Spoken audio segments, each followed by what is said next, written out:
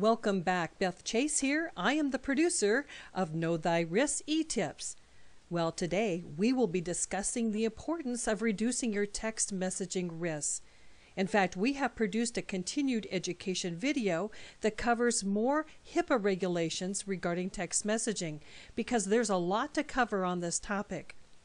I'll tell you more about how you can access this video later.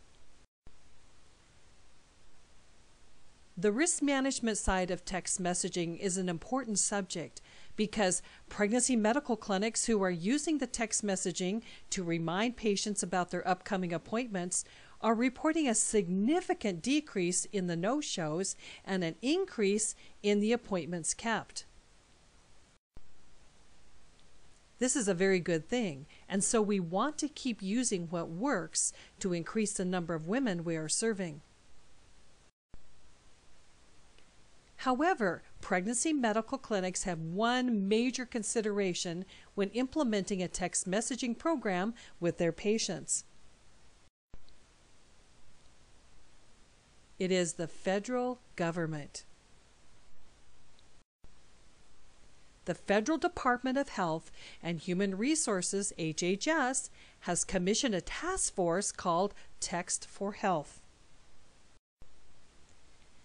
This task force has informed HHS that, quote, text messaging programs may be subject to numerous privacy and security laws, including the Health Insurance Portability and Accountability Act of 1996, or as we know it most by HIPAA.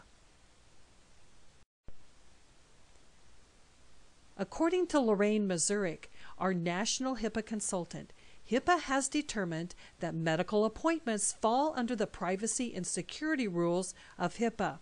Therefore, pregnancy medical clinics should follow HIPAA rules regarding text messaging. What are some of the best practices that pregnancy medical clinics should be implementing when text messaging? Well, one best practice is no cell phone to cell phone texting. You should only be using web-based communication when texting your patients. This is because cell phone to cell phone texting is not as secure as using the computer. So when you're sending out text messages, use only your computer and a computer-based website to do that. Do not text message from one cell phone to the next. Best practice number 2. Text messages must be free to the end users. This assures that your patients without text service or limited text service on their cell phones avoid unwanted charges.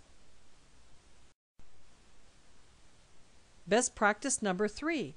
Risk of urgent care. Now, there's always the risk that your patients may reply to one of your text messages and ask for medical advice. But here's the rule: no medical advice should be communicated using text messaging. Do text messages need to be archived? Yes.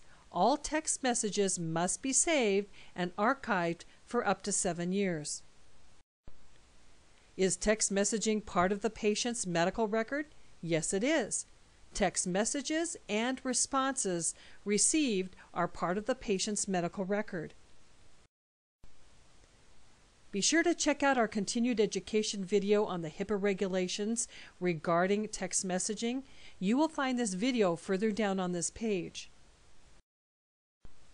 So until next time, may God bless and keep you as you continue to protect the sacred work that the Lord has entrusted to you.